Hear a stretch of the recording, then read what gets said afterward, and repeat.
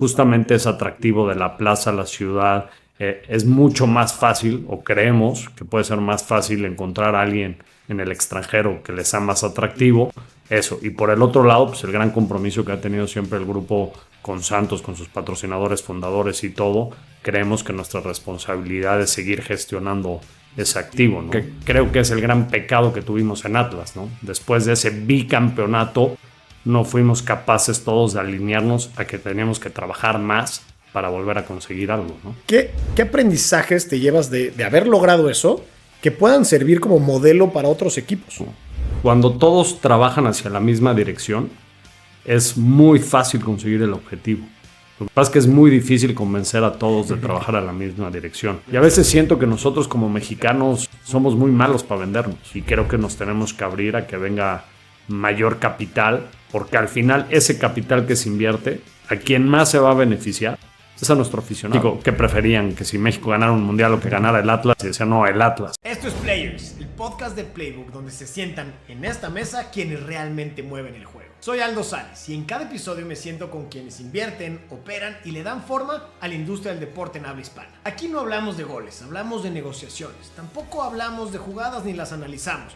Hablamos de las estrategias y las decisiones y las carreras de quienes están detrás del deporte que tanto amamos. El día de hoy tuve la oportunidad de platicar con Pepe Riestra, Head of Football del Grupo Orlegui. Pepe tiene ya 18 años de experiencia dentro del Grupo Orlegui y ha ocupado diversos roles, desde la Secretaría Técnica en Santos Laguna, pasando por la presidencia de Atlas, donde por cierto consiguió un bicampeonato después de 70 años de no conseguir ningún título, hasta el día de hoy ocupar el rol de Head of Football, a cargo de todo el negocio de fútbol del grupo, aterrizado a través de 3 equipos: Santos Laguna, Atlas y el Real Sporting Gijón en España. En esta conversación, Pepe y yo pudimos platicar de muchísimas cosas, pero de entrada, cómo logró hacer su carrera en la industria deportiva, donde, como ya lo hemos platicado muchas veces, están muchas puertas cerradas. Esa historia es espectacular. Luego, cómo, ya habiendo entrado en la industria y teniendo estos roles de liderazgo, cómo maneja este equilibrio entre las decisiones de negocio y aquellas decisiones que quiere la afición, lo que se invierte en aquello que no se ve y en aquello que sí se ve y cómo balancear eso. Hablamos de lo que le hace falta al fútbol mexicano también para poder posicionarse como este producto global de cara al Mundial el año que viene. Hablamos de lo que opina sobre el capital privado que ya está entrando al fútbol mexicano y qué pasará con ellos y con Atlas.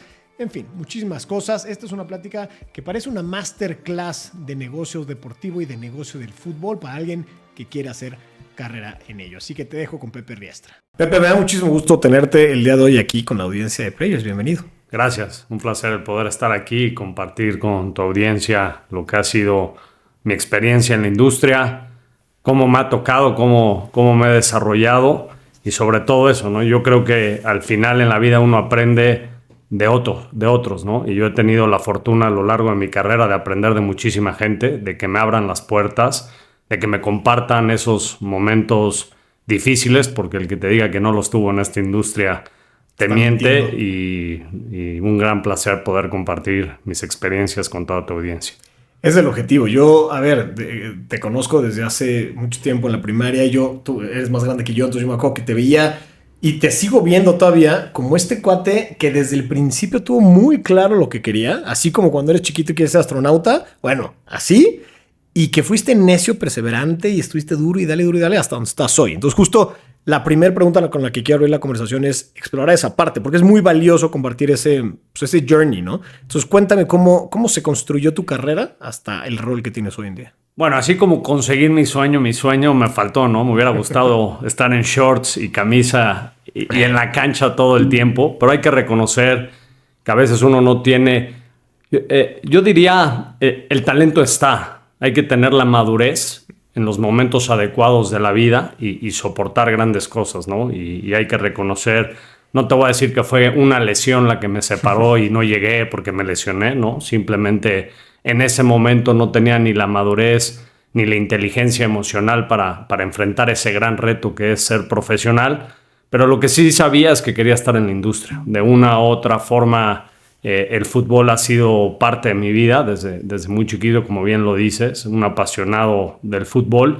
Y luego encontré ese granito de arena que podíamos aportar, ¿no? Esa forma de profesionalizar el fútbol, ¿no? Te estoy hablando de hace 18 años, de cómo entrar a una industria donde genera mucha riqueza, pero genera sobre todo grandes emociones. Y cómo ir profesionalizando para que esta industria sea cada vez más grande, era esa idea o esa situación que tenía en la cabeza.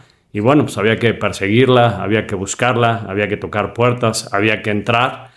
Y a finales del 2007 tuve la fortuna de conocer a Alejandro, de poder intercambiar después de mucho tiempo, porque durante mucho tiempo le marcaba a diario y le mandaba un correo. En aquel momento yo trabajaba en Inbursa, no sé si puedo decir marcas o no, pero trabajaba en Inbursa, la verdad, una gran escuela. Y teníamos un grupo de analistas que trabajábamos y decíamos, bueno, ¿y si esto se hace en el fútbol, qué pasará? Pues dije, yo no quiero pensar en qué pasará, quiero que pase. Y bueno, pues encontré a Alejandro, hablé con él, le insistí demasiado y a finales del 2007 salió la oportunidad de incorporarme al Santos Laguna y no lo dudé. Yo trabajaba en el banco, me iba muy bien, vivía en México y Alejandro me da una oportunidad de decir, puedes ir a Torreón, puedes ser el secretario técnico del equipo, muy diferente a la secretaría técnica que existe en España. Aquí es más como un apoyo hacia el primer equipo en todas las necesidades, en logística, canchas, jugadores, viajes, familias y todo. Si quieres, adelante. Y así empezó la historia y aquí seguimos. Por ahí me contó un pajarito que inicialmente, después de tanta insistencia, tantos mails y llamadas y demás, te llamó un día al aeropuerto, ¿no? Que él está en el aeropuerto y te dijo, a ver, tengo, ¿qué? 20, 30 minutos. Sí, tenía él una reunión con la comisión de arbitraje y me dice, me la acaban de mover, tengo 20 minutos, si puedes, ven. Yo estaba en el banco, ahí en Palmas, y fui con mi jefe y le dije, oye, me tengo que ir, me dan 15 minutos, me da chance, y me dijo, vete. Y ya, imagínate el tráfico, la situación, yo iba desesperado porque dije, tengo muy poco tiempo para poderlo hacer. Y ya llegué, me puso 2 ofertas en la mesa. Una era quedarme en México y trabajar con ellos en el grupo, más en la parte comercial. Y la otra era irme e involucrarme directamente con el equipo. Y bueno, no lo dudé, regresé a mi casa, le avisé a mis papás. Me dijeron, ¿estás loco? ¿Cómo vas a dejar una carrera en un banco, una situación? Le dije, estoy convencido. Hablé con mi novia, le dije, oye, me voy. Espero que algún día me acompañes. Y así inició esta bonita historia. Por ahí dicen que la diferencia entre el necio y el perseverante es el resultado y no se sabe sino hasta evidentemente después. ¿Cuál crees que fue esa cualidad que Alejandro vio en ti y que en vez de decir, te voy a meter hasta el copete ya, dijo, no, a ver, espérate, vamos a abrir la puerta porque ya me demostró qué? Mira, Alejandro tiene muchas virtudes y una de ellas es una mirada bellotera impresionante. Tiene una capacidad de detectar talento en la gente cuando todavía no es nadie, muy, muy importante. Y yo creo que obviamente mi formación, mi conocimiento del fútbol y la situación fue algo que dijo check, pero sobre todo mi determinación. Yo te diría, si me preguntas así, tus 2 grandes cualidades o situaciones en la vida, yo te diría, lo que quiero no paro hasta encontrarlo y disciplina, ¿no? Uh-huh. Porque creo que va muy de la mano. Lo que me faltó para ser futbolista, ¿no? Qué ironía, ¿no? Fue lo que después me dio para poder entrar a este maravilloso mundo del fútbol, ¿no? Y en este maravilloso mundo del fútbol, que también es pues, muy complejo, es una industria compleja, ya lo decíamos antes de entrar a cámaras, muy pública, llena de opiniones de todos lados.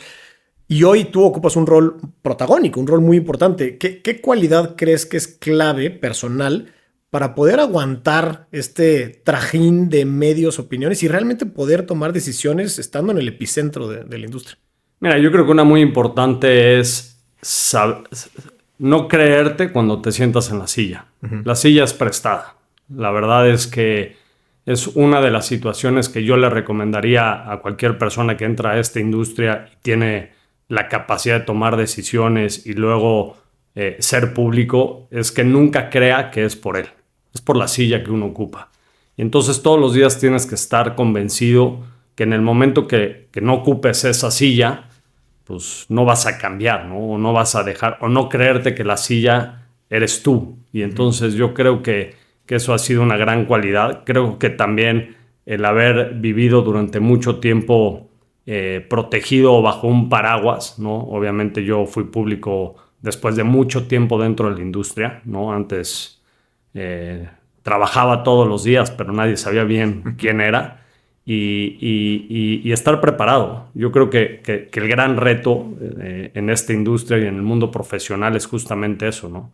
Cuando te haces público, cuando viene la cámara, cuando viene el éxito, cuando viene, si te confundes y te pica, lo más probable es que dure muy poco. Si te concentras, si tienes la humildad de reconocer. Hay un libro muy bueno que a mí me gusta mucho, ¿no? Que habla de las 3 grandes virtudes que debe tener alguien que juega en equipo, ¿no? Y habla de siempre tener hambre, de no importa qué tengas, hay que ir por más. Y de ahí sale la frase que de repente nos critican mucho en la organización de hacer más con menos. Y el hacer más con menos es, no importa lo que tengas, haz más. Claro. Y entonces esa es una importantísima. La otra, la humildad. La humildad de reconocer que no sabes todo, que hay gente mucho más preparada que uno, que hay gente mucho más capaz que uno. Y cuando reconoces eso, pues te rodeas de gente muy importante, ¿no? No tienes ese miedo de que haya alguien mejor que tú, sino al revés. Disfrutas el poder compartir que existe alguien mejor que tú. Y luego tener una inteligencia emocional. Esta industria vives picos muy altos, ¿no? Y generalmente pierdes mucho más de lo que ganas. Y para la gente competitiva, o sea, a mí no me gusta perder ni en las cartas, es difícil, ¿no? Juego con mis hijos, no pierdo, y Sofía, mi esposa, me dice, pero son niños. Digo, sí, pero no podemos perder.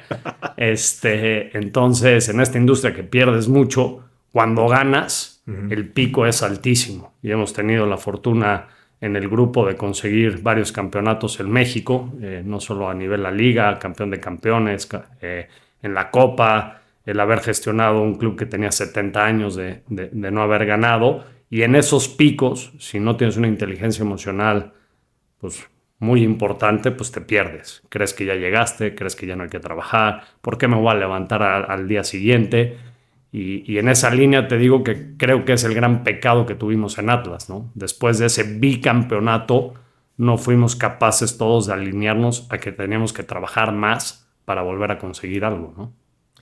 A ver, y aquí estás compartiendo estos aprendizajes, sobre todo después de, pero en efecto, tu rol ha ido, más bien, has tenido varios roles dentro de Orlegui, y justo quiero clavarme en la parte de Atlas. Más de 2 personas con las que he hablado adjudican el bicampeonato de Atlas a ti. Y aquí, obviamente, es un equipo, evidentemente el de dentro de la cancha y el de fuera también, pero mucha gente adjudica a tu trabajo, a tu visión, etcétera, etcétera. ¿Qué aprendizajes te llevas de haber logrado eso que puedan servir como modelo para otros equipos? Mira, es difícil, ¿no? Y más que pongan un título y más, te lo decía ahorita, ¿no? El team player. Esto es un team player. Aquí el que no juega en equipo es imposible. Y el éxito en cualquier campeonato, y lo ves, y hoy tenemos la fortuna de poder tener series y poder tener muchos ejemplos en vivo, ¿no? De ciertas situaciones. Y te diría que en todos es lo mismo. Cuando todos trabajan hacia la misma dirección, es muy fácil conseguir el objetivo. Lo que pasa es que es muy difícil convencer a todos de trabajar a la misma dirección. Pero cuando la directiva, el cuerpo técnico, los jugadores y la afición están conectadas buscando lo mismo, la probabilidad de éxito es altísima. Y con toda la gente que he podido compartir estas situaciones de qué hiciste para ser campeón, o qué viviste, o qué había, pues el 99% te contesta lo mismo. Todos hacíamos una sola cosa. No importa cuál, ni de quién fue la idea, ni cómo se hizo, ni quién la hizo, pero cuando decidimos esto, fuimos para adelante.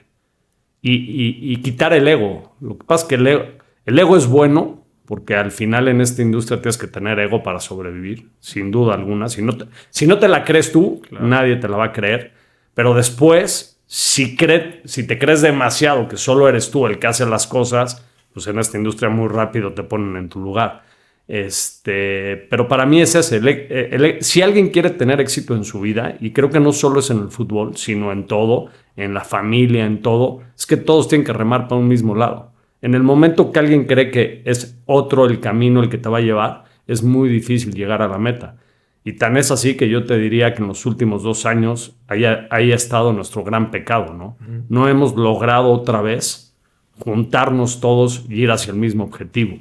Y es algo que hay que trabajar mucho, es algo que está en nuestro modelo de gestión o creemos todos, más vale una mala idea bien ejecutada que la mejor idea del mundo mal ejecutada, ¿no?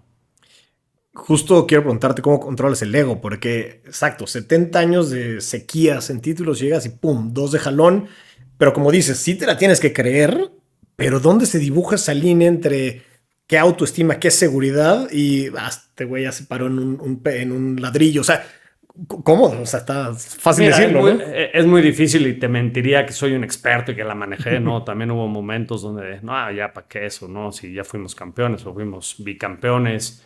Hicimos una cosa diferente a la que veníamos haciendo después de conseguir muchos campeonatos, que fue reforzar el equipo, ¿no? Generalmente, después de estos éxitos, lo mejor es justamente para no ciclarte, cambiarle algunas caras al equipo para volver. Y en ese momento decidimos que había que apostar más. Desafortunadamente, en el fútbol está lleno de cosas y nos llegó una lesión de manotas, ¿no? Lo acabamos de comprar y en el primer partido contra América se lesiona. Y después el manejo de los egos de todos, desde el entrenador, desde los jugadores, desde nosotros mismos, las renovaciones de contrato. Entonces te distraes. Empieza esa parte donde empiezas a voltear oye, ahora quiero esto porque hice esto. No, tú sigue haciendo esto y lo otro viene. Lo otro viene como consecuencia. Creo que es difícil entenderlo, ¿no? Porque al final todos queremos que en la vida nos vaya bien y conseguir. Pero cuando te preocupas por la parte económica o te centras en esa parte, es muy difícil conseguir objetivos, porque estás muy preocupado por eso. Cuando lo dejas ir, cuando dices, bueno, ya vendrá, es verdad, llega, pero llega como consecuencia del trabajo, llega como consecuencia de un proceso. Y yo creo que nosotros, después de estos éxitos, perdimos un poquito nuestra esencia, nuestro proceso, y empezamos a dudar. Y luego, aquí en el fútbol, pues hay una que manda y es el resultado. Esa manda. Eres bueno, ganaste, eres malo, perdiste. Y es muy difícil poder diferenciar cuando haces bien las cosas y pierdes o cuando las haces mal y ganas. Entonces, de repente el resultado te gana. De repente te preocupas más por lo que suceda el sábado o el domingo. Hoy en día, miércoles, jueves, sábado y domingo, cada vez jugamos más partidos. Pero si te distrae el resultado, es muy difícil que consigas el éxito. Y es que, a ver, estando al frente de una empresa, si es una empresa privada, pues tienes stakeholders, ¿no? Tus inversionistas, empleados, clientes, etc. Una empresa pública, bueno, pues tienes mucho más stakeholders. Pero una empresa deportiva o de fútbol en particular, tienes a todos los stakeholders, ¿no? En este caso, los fanáticos, que como bien lo acabas de decir, me vale gorro lo que pase dentro, yo quiero que mi equipo gane siempre. Entonces, habrá decisiones seguramente de negocio que no necesariamente están alineadas con ganar todos los partidos, obvio, ¿no? Quizás, oye, reforzar el equipo implica estar 6 meses, no sé. ¿Cómo manejas ese balance? Mira, es la más difícil y es una línea muy, muy delgada. Y es ahí donde a veces se malentiende de repente cuando uno dice ciertas cosas, ¿no?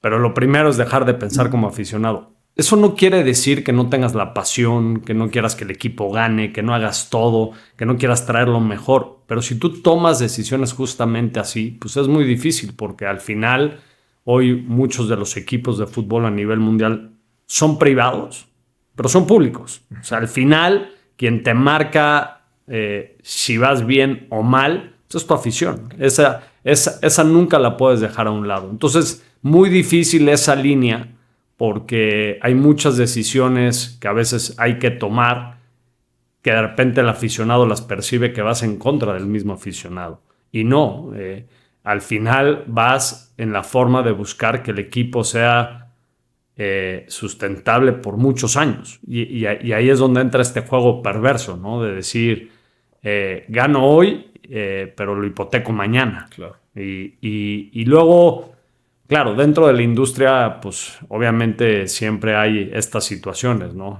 Yo me acuerdo mucho de un directivo que me decía, oye, Pepe, ¿por qué te preocupan tanto las finanzas si nunca han corrido a un directivo por gastar dinero, pero sí por perder partidos? Entonces ahí está esa línea tan delgada, ¿no? Pero yo creo que aquí tenemos que ser muy responsables. Nos toca gestionar, más que ser dueños o que la propiedad del equipo sea de un particular. Creo que tenemos una gran responsabilidad que nos toca gestionar un activo que que desafortunadamente sí, al dueño le toca poner siempre el dinero, pero que es un activo de una sociedad, que representa los valores de una región, que es el día a día de muchísima gente, ¿no? Yo creo que por eso esta industria es tan maravillosa, porque realmente el interés de muchísima gente es en qué sucede con su equipo.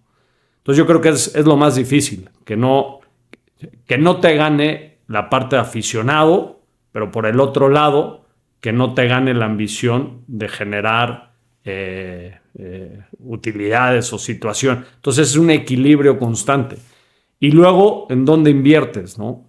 Nosotros como grupo hemos tomado siempre la decisión de generar un triángulo, ¿no? Que nosotros le llamamos, que es la base de todo, que es procesos, infraestructura y atracción de talento. Para nosotros, ahora sí que es nuestro mantra, es nuestra esencia. Y nosotros invertimos muchísimo en infraestructura e invertimos muchísimo en talento.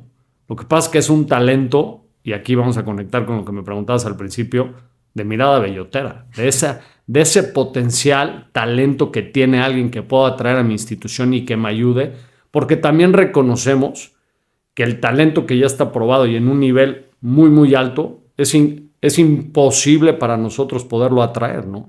Entonces tenemos que ser muy inteligentes. Invertimos mucho en infraestructura. El Territorio Santos Modelo fue, yo creo que el primer complejo de esa naturaleza en México, ¿no? El poder integrar el estadio, las oficinas, el centro de alto rendimiento, una parroquia, el darle una vida a una ciudad por un venue deportivo, creo que fue maravilloso. Lo que hicimos en Guadalajara con la Academia Haga, hasta la piel chinita se me pone cada vez que llego. Es impresionante esa obra, siempre lo decimos y lo comentamos. No es una obra para un equipo de fútbol, aunque es de fútbol, está hecha bajo los estándares de cualquier oficina, para cualquier industria top a nivel mundial. Invertimos muchísimo en Mareo, ¿no? Si bien es cierto, la gente que construyó Mareo en su momento fueron muy visionarios, porque pues hicieron un centro de alto rendimiento cuando no, en el fútbol eso ni existía, pero se quedó y hicimos una inversión fuerte. Y entonces ahí se va el dinero que genera el grupo. A veces es chistoso, ¿no? ¿Dónde está? Pues ahí está, ahí se ve, ahí. Ahora sí que se ha reinvertido siempre y es lo que nos ha permitido también el poder crecer como grupo, ¿no? En el 2007 tomamos esta decisión de iniciar la aventura, de construir, de hacer. Ya venía el 2006 Alejandro trabajándolo ya él de manera individual. En el 2007 me invita y poder crear eso, poder comprar un club tan histórico como lo es Atlas, luego poder ir y romper la barrera de México y poder ir a España y comprar un club histórico como es el Real Sporting y seguir creciendo como grupo, ¿no? Y a ver, justo ahorita dices algo que me llama mucho la atención. Hank, el exgobernador, decía que las inversiones que no se ven no son rentables, pues porque no se ven, ¿no? Y el aficionado... No sabía que él lo decía, pero lo comparto. Sí, entonces pues, un político en este caso pues dice, no, porque voy a invertir en tuberías, mejor en algo que se vea. Aquí, obviamente, no es que seas político, pero vaya, el fútbol tiene el mismo número de stakeholders. Entonces, pues sí, estás metiéndole mucha lana en infraestructura y el aficionado, si el partido se pierde, le vale gorro la infraestructura, pero a final de cuentas eso es lo que desarrolla un proyecto integral y que al ratito se ven mejores resultados. Aquí la pregunta es, y también para atraer talento, como decías, que es muy difícil y antes de prender cámaras decíamos, es que también pues, o sea, no hay tanto presupuesto como la gente piensa que hay para atraer talento caro. Pero se está dando un fenómeno que a mí me interesa muchísimo y es el tema del capital privado en el fútbol. Entonces están empezando a entrar fondos y ahí puede que exista, o yo lo veo así, una oportunidad para, oye, vamos a invertir no solo en infraestructura como lo han hecho ustedes, en talento, en este tema de profesionalización que puede darnos otros resultados. ¿Cómo ven ustedes el tema de capital privado? Bueno, a nosotros nos encanta.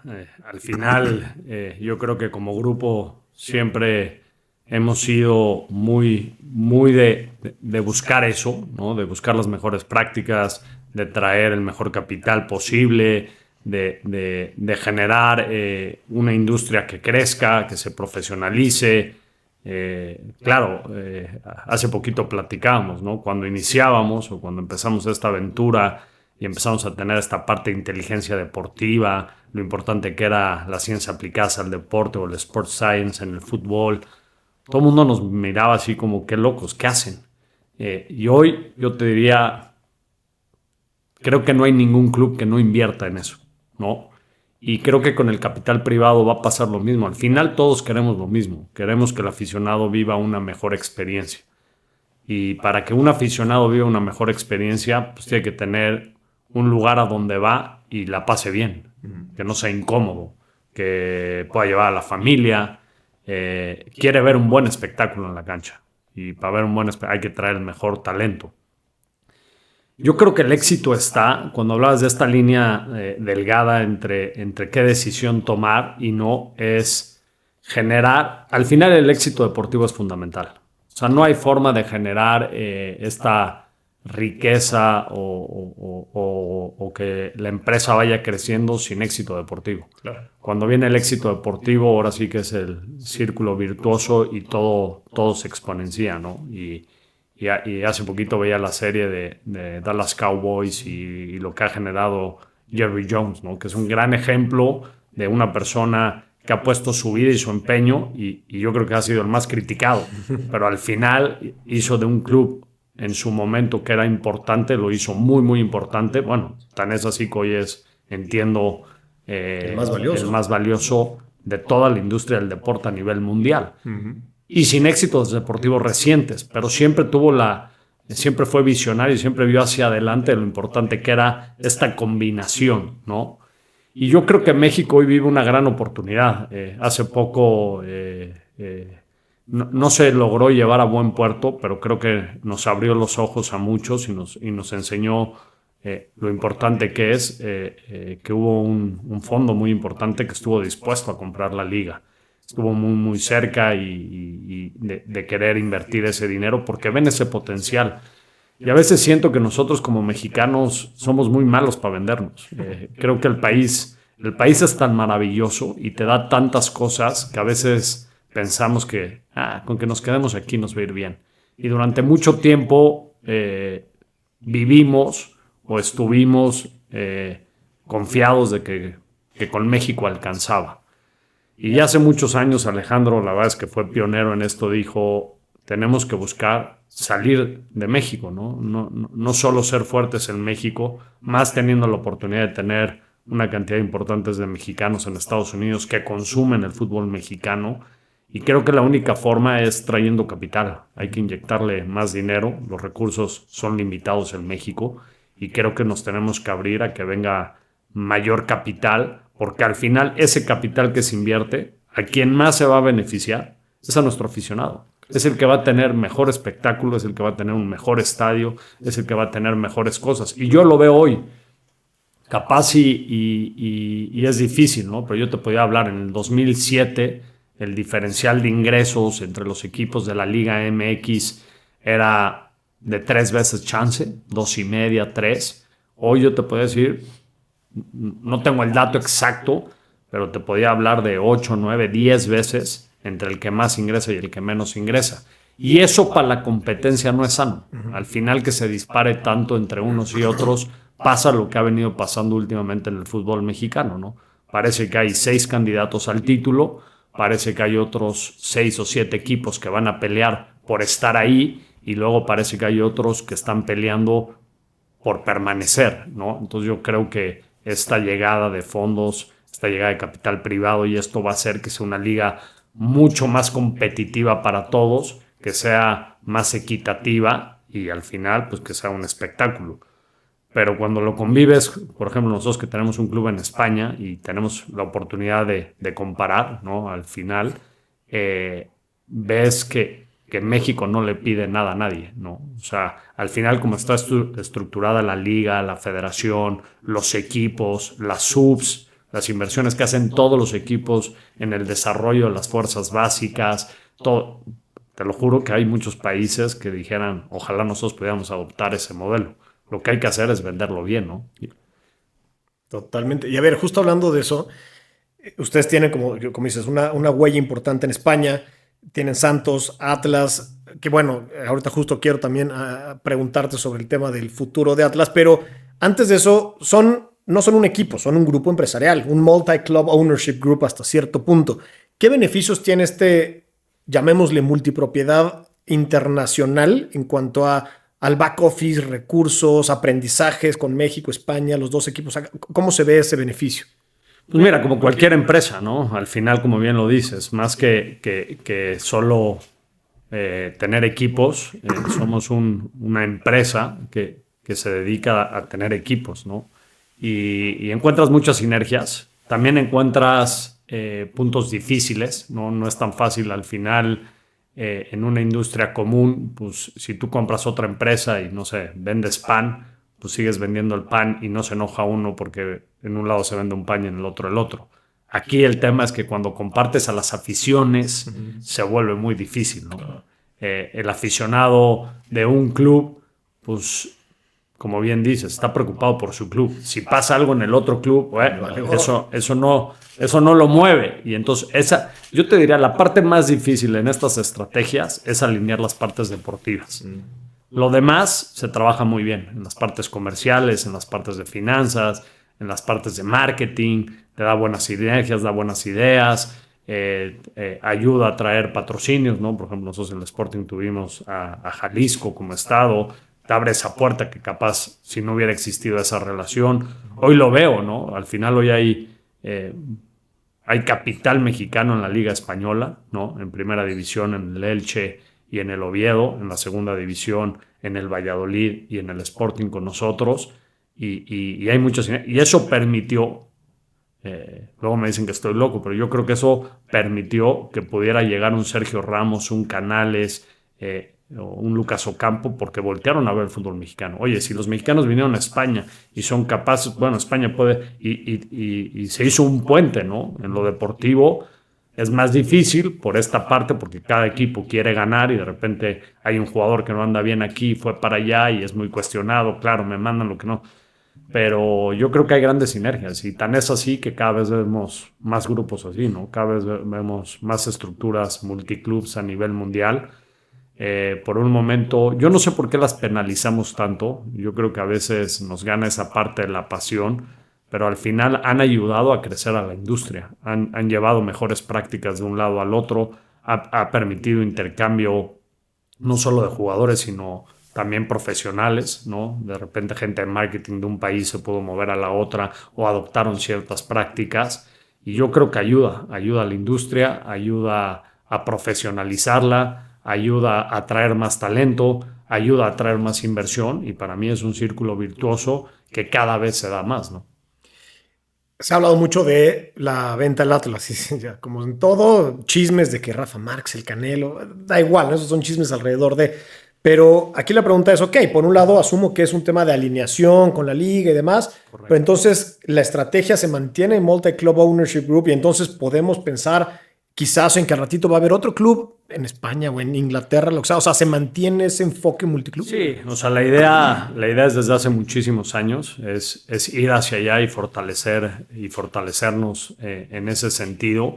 Como bien lo mencionas, en el tema de México, la multipropiedad o tener dos equipos bajo la misma gestión es algo que la liga nos ha pedido que no siga y nosotros hemos aceptado y hemos buscado un proceso profesional. Volvemos a lo mismo, no es salir y vender y a ver quién lo quiere y cómo lo quiere. Para nosotros es muy importante la venta y que se haga bien y sobre todo que quien compre asuma esa responsabilidad de gestionar un activo tan importante como lo es Atlas, ¿no? Es un proceso que ya inició, que lo hicimos público, por lo mismo. Creo que tanto el aficionado, la liga, la industria debe conocer con mucha claridad qué se está buscando y por qué se está buscando. Y hemos iniciado este proceso y seguramente cuando concluya nos permitirá como grupo reordenarnos y tener muy claro cuáles serán los siguientes pasos. Fortalecer los equipos que hoy tiene el grupo, ¿no? Tanto Santos Laguna como el Real Sporting y seguir creciendo en esa dirección, ¿no? gran parte del negocio del deporte en los años recientes se ha hecho evidente que está un poco en la parte, a ver, son empresas de entretenimiento integral, ¿no? Donde el estadio juega un papel muy importante por cómo lo puedes monetizar, pero la plaza también. Justo hablábamos con Pepe Escamilla de Querétaro hace poco para algo que publicamos en Playbook, donde, pues a ver, la compra fue una compra muy sonada, el equipo, por supuesto, claro que eso es lo central de todo, pero también la plaza de Querétaro fue una parte interesante del deal. Aquí la pregunta es, a ver, si Guadalajara pareciera ser una plaza muy importante en términos de entretenimiento, turismo, todo, y teniendo ustedes dos equipos históricos en el portafolio, ya sé que empezaron con Santos, ¿no? Pero ¿por qué la decisión de desprenderse de Atlas y no de Santos? ¿O cómo se hace? Siempre es muy difícil, ¿no? Y siempre será cuestionado, ¿y por qué uno y por qué el otro? Pero creo que tú lo mencionas bien. Justamente hoy, para poder alcanzar y poder traer los mejores inversionistas, ¿no? Porque creo que al final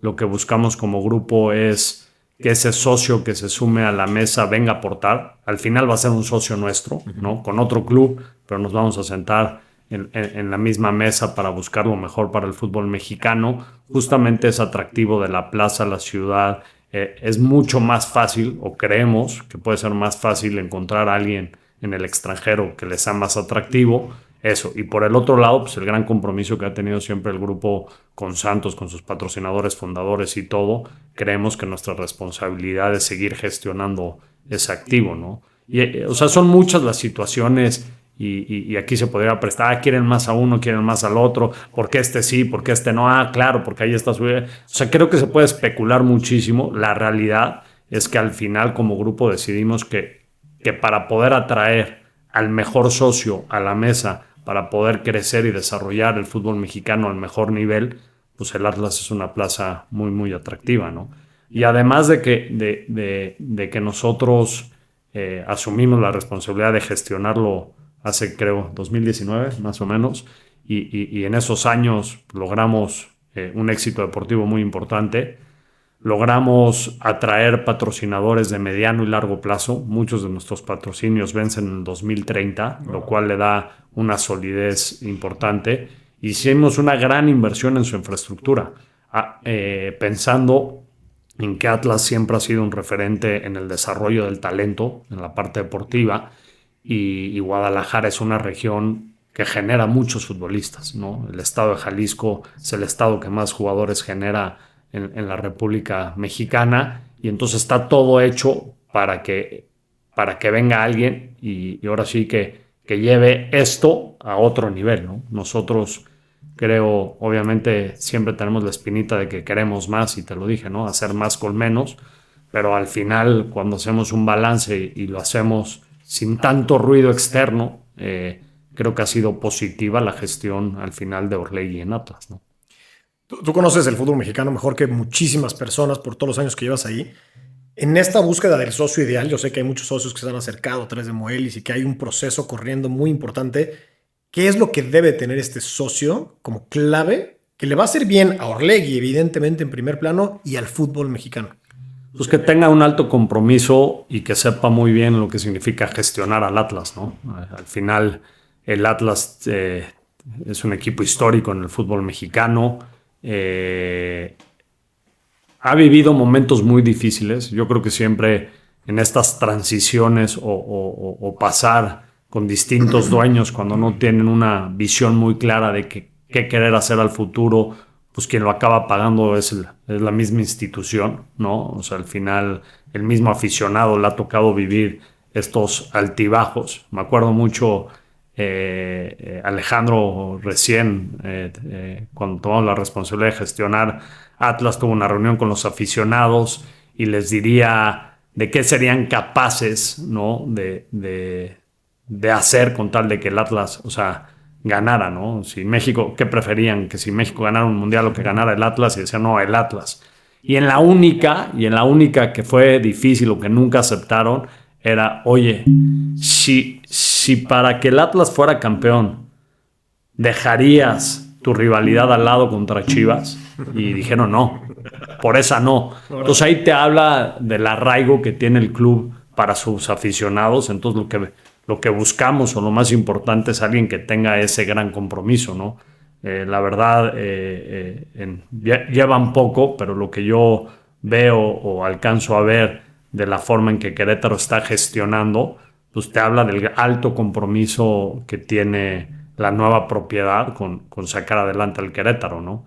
Y no solo en términos, como bien lo mencionas, no solo que al equipo le vaya bien, sino que a la región o al estado o todo lo que lleva alrededor en la ciudad crezca, ¿no? O sea, creo que no hay mejor bandera para una ciudad que su equipo, ¿no?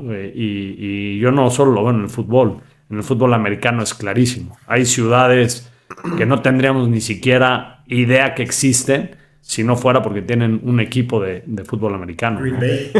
por ejemplo. La iba a decir, pero no quise.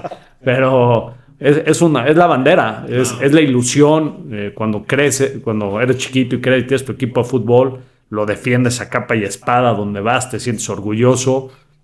Y es algo que también en Torreón lo vemos, ¿no? El Santos Laguna, me acuerdo cuando Alejandro llegó, dijo, el Santos Laguna es un gran equipo aquí en Torreón. El cariño, es más, es el equipo que más afición tiene en su ciudad, ¿no? Hay unas encuestas que te dicen cuánta gente de la ciudad le va a ese equipo y le van a otros, ¿no? En Torreón es la más alta de todo el país, que solo le van al Santos Laguna, ¿no? Claro, en Guadalajara se divide a Atlas, Chivas y por ahí hay americanistas, pero en Torreón es eso. Entonces Alejandro dijo, esto hay que llevarlo a nivel nacional. Al Santos hay que posicionarlo a nivel internacional. Y después, a nivel nacional y luego a nivel internacional. Y nos enfocamos en eso, ¿no? Creo que los títulos nos ayudó a ese crecimiento. Nuestras participaciones en CONCACAF, lamentablemente perdimos ahí un par de finales, pero hizo que Santos Laguna fuera reconocido y la región de la comarca lagunera a nivel nacional e internacional. Entonces, yo creo que lo más importante de quien se haga responsable ahora de gestionar el Atlas a futuro, pues tiene que tener ese compromiso de realmente querer hacer Atlas mucho más grande, ¿no? Y no un pase de manos, que venga uno, lo compre y a los 3 días busque a alguien más, ¿no? O que venga, lo compre y que diga, pues ahora a ver quién lo gestiona, ¿no? Ahí es un activo, pero ahora a ver quién lo gestiona, ¿no? Creo que es muy importante esa situación, ¿no? El año que entra se viene la máxima fiesta del fútbol, que probablemente es la máxima oportunidad para el fútbol mexicano como industria, digo, de crecimiento, de aprovecharla, ¿no? Y los gringos, por ejemplo, yo siempre digo, lo están haciendo maravillosamente bien. Ellos no pierden una sola oportunidad para capitalizar el Mundial como un catalizador de nuevos negocios, ¿no? Estaba publicamos más bien en Playbook sobre la USL, ¿no? Que ahora ya van por su primera división y el ex CEO de Carlisle le metió una lana. O sea, estos compadres no están perdiendo ninguna oportunidad. ¿Tú cuál crees que sea la decisión más importante que un presidente o dueño, o vaya, no solo equipos de fútbol, alguien que está en la industria del fútbol mexicano, cuál es la decisión más importante que debe tomar de hoy al verano del 2026 para realmente aprovecharlo? Pues mira, decir lo que somos. Yo creo que a veces nos cuesta mucho trabajo y aquí es donde te confundes, ¿no? Porque no, pues es que entonces el ego, entonces ya creen que son lo mejor del mundo, ¿no? Yo creo que la gran oportunidad que tiene hoy México y todo el entorno es enseñar qué somos, enseñar nuestra liga, enseñar nuestro potencial. Creo que en los últimos años ha crecido. Yo creo que este fenómeno de la llegada de jugadores últimamente, ¿no? Tanto a la América como a Cruz Azul, como a Monterrey, como a Tigres, son jugadores de clase mundial, que nos han posicionado, que han volteado a ver. Creo que uno de los grandes temas que tenemos es aprender a vender nuestros derechos fuera. Claro, entre comillas, los vendemos también en México y Estados Unidos, que parece que ya no necesitamos más, pero necesitamos mucho más. Y yo creo que es la gran oportunidad de México. Es la gran oportunidad de México. Y no te hablo solo en la parte económica. También estoy muy confiado en la parte deportiva.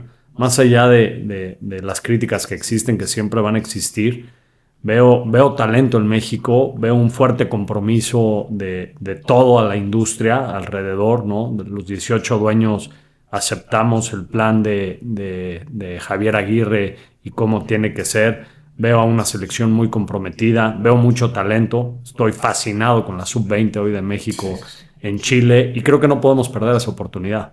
No podemos dejar pasar este tren. Creo que siempre México ha sabido gestionar bastante bien después del Mundial del 70, del 86, todo. Veo un gran esfuerzo en las plazas que están involucradas. En México, en el Estadio Banorte, un gran esfuerzo por dejarlo a la máxima calidad. En Guadalajara, lo que hizo Amaury y su gente, impresionante cómo se desbocaron por tener el mejor estadio, la mejor cancha. En Monterrey, la gente de FEMSA, impresionante el trabajo que están haciendo. Y veo ese compromiso.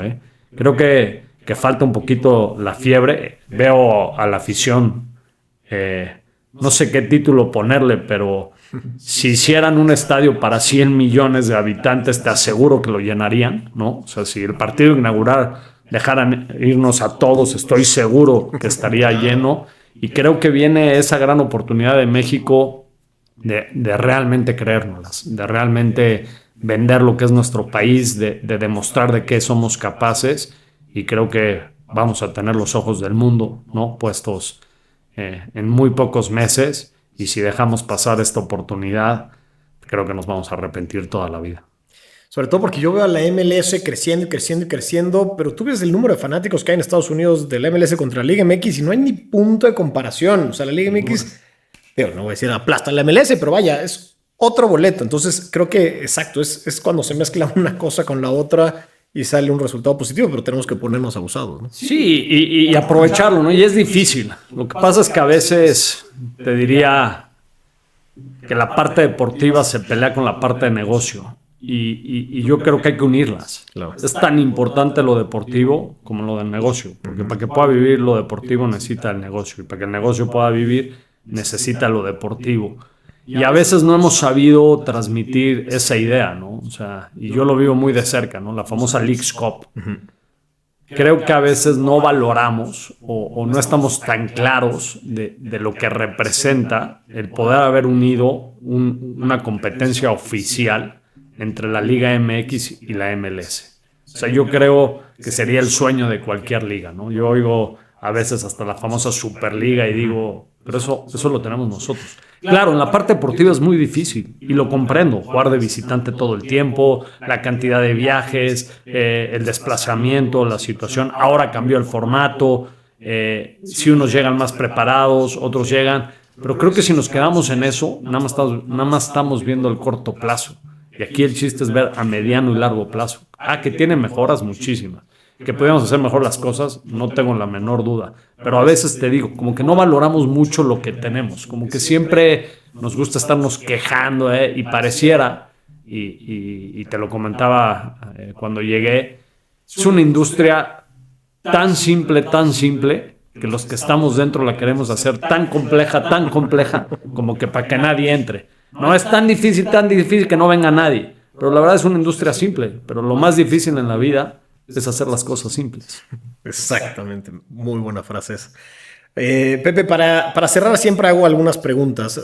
Más bien una pregunta que tiene que ver con una recomendación tuya de algún libro, documental, película, serie, lo que sea, que te haya marcado en la vida. Hace ratito mencionabas uno o dos. ¿Cuál sería ese contenido que te marcó? Híjole, te diría muchísimos. Y creo que todo depende en qué etapa de la vida o qué posición tienes o qué rol estás jugando, ¿no? En mis inicios, cuando empecé, yo te diría que el libro que más me abrió y me dio y me explicó la industria es el de Ferran Soriano, el de La pelota no entra por azar. Y me acuerdo que lo leí y fui y compré, no sé, si 10 o 15 los repartí ahí a toda la gente en Club Santos. Y para mí fue un libro que me marcó mucho porque muchas veces en el fútbol oíamos, no, es que la pelota puede pegar en el palo y entrar o pegar en el palo y salirse.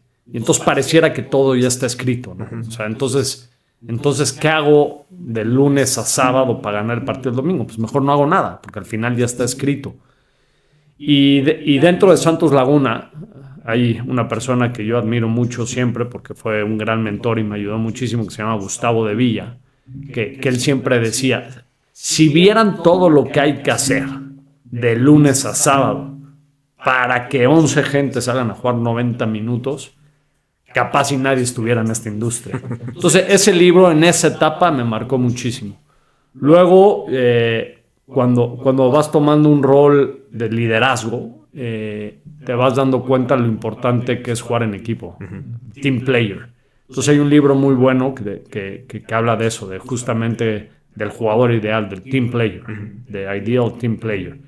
Y ese me marcó muchísimo. Y de series, te diría todas las de deporte, absolutamente todas te dejan un gran mensaje. Desde la del Arsenal, de Arteta, ¿no? Hay una escena que va muy ligado a todo esto que dices, que él pega y pregunta que si ven un pato o un conejo, ¿no?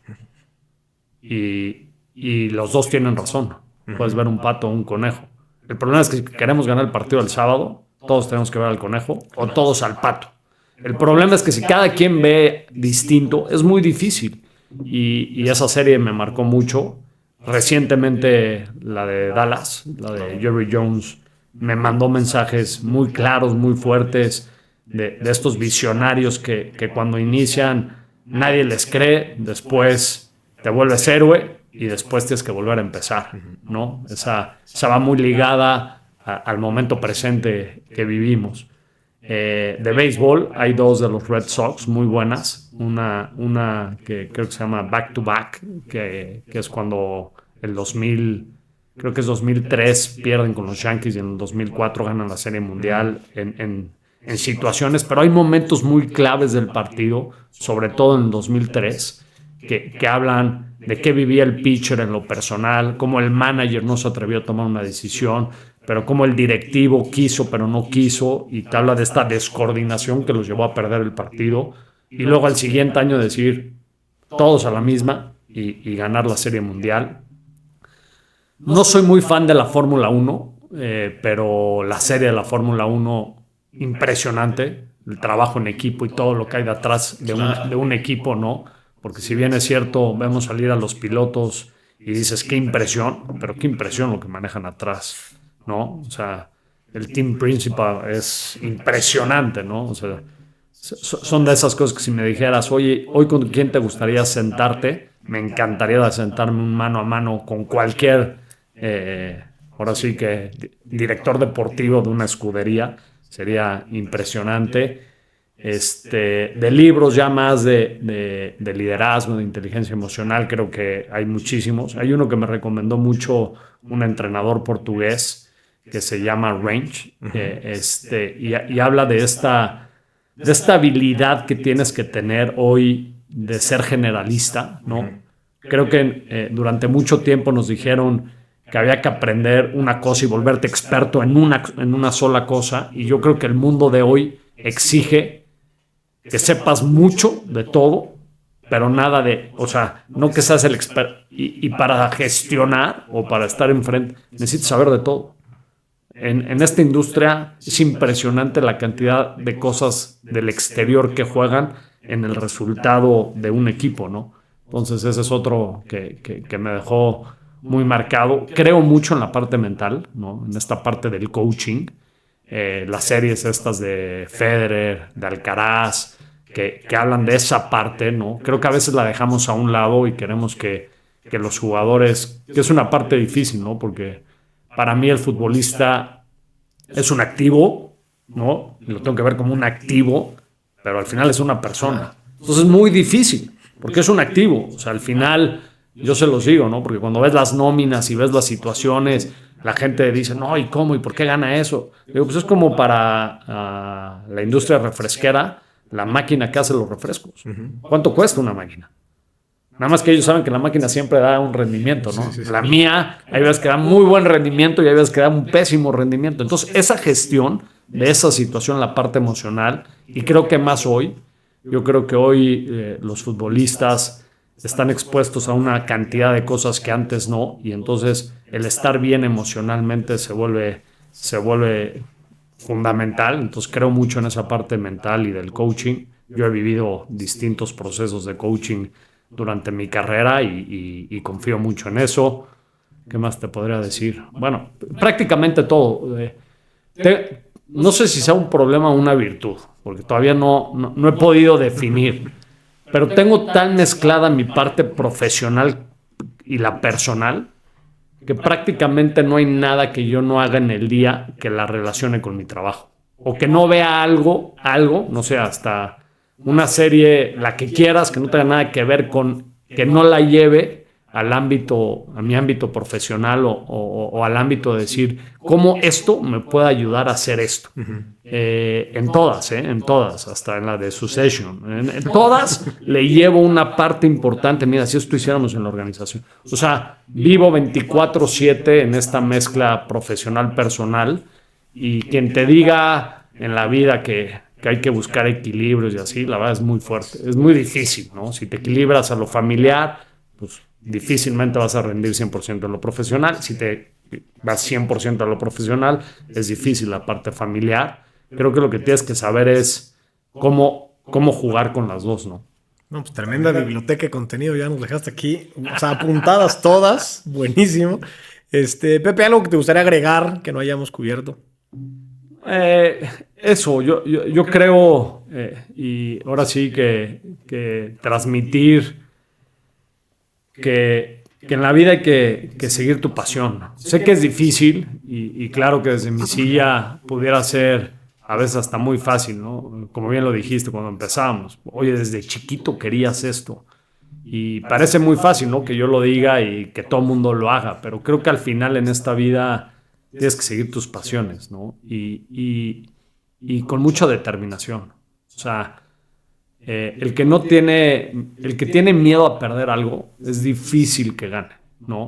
Muy difícil. Necesitas tomar esas situaciones, ¿no? O sea, en mi vida siempre, te lo he dicho, ¿no? Lo que me propongo así, veo hasta el último día de cómo lograrlo. Y no siempre sale.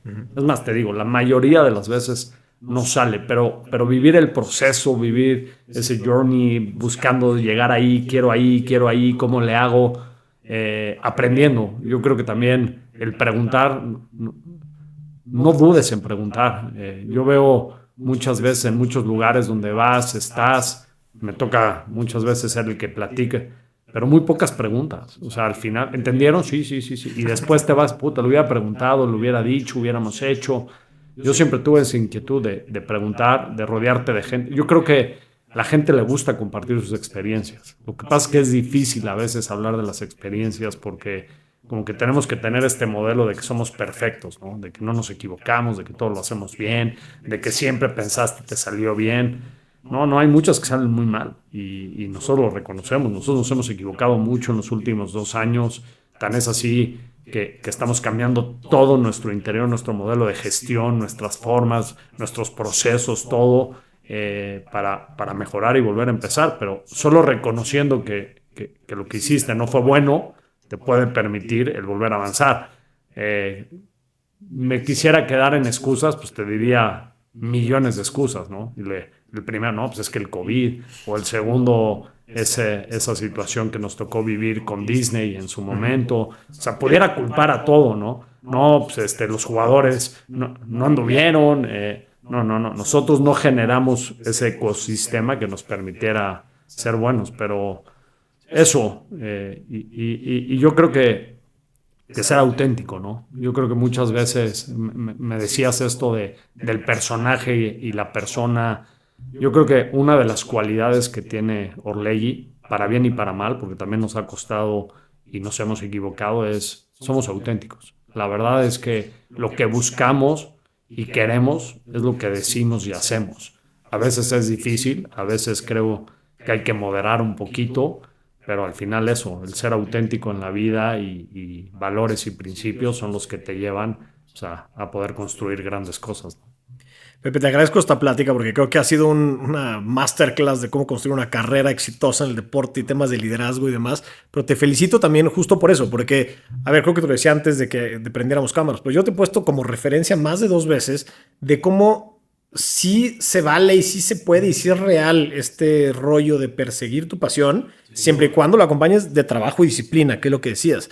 Y vaya, yo he sido testigo desde el día 1 hasta el día de hoy y lo que falte de que en efecto esa mezcla se da. Así que agradecerte y felicitarte por eso. Al contrario, te lo agradezco a ti. Gracias por la invitación. Ojalá haya podido expresar o le sirva de ejemplo a alguien esto, pero también esta situación de nacer y decir, no, es que la suerte está echada, se me hace la mentira más grande, ¿no? O sea, al final, si hay algo que la vida permite, es esta situación, ¿no? Que salga esta gente que tenía un sueño y lo consiguió, a pesar de los 1000 nos, porque seguramente te vas a encontrar 1000 veces gente que te diga, no, eso no se puede, eso no se debe, no deberías de hacer, ¿no? Y al final, en Orlegui es como una gasolina, ¿no? Cada vez que nos dicen no a algo, parece que, entonces hay que ir más en serio a eso, pero después cuando volteas y ves, dices, claro que se puede. Claro. Un ejemplo fue el estadio, ¿no? O sea, Alejandro dijo, el estadio se construye en 18 meses. 18 meses. Imposible. Me acuerdo que cuando lo llevaron el primer plano, el plan de la obra eran 36 meses o algo así. Agarró una regla T, la puso en medio, cortó y dijo, no pregunto, es en 18. Y solo esa determinación te lleva al éxito. Si no estás así convencido, es muy difícil. Por eso hoy confío mucho en la selección y en esa parte. Veo esa determinación. Oigo a la gente que está ahí cerca y hablan de esa manera y ojalá sea un gran año para México. Pues vamos a estar dando lata seguramente para seguir este caminito de lo que viene y muchas gracias de nuevo, Pepe. Gracias.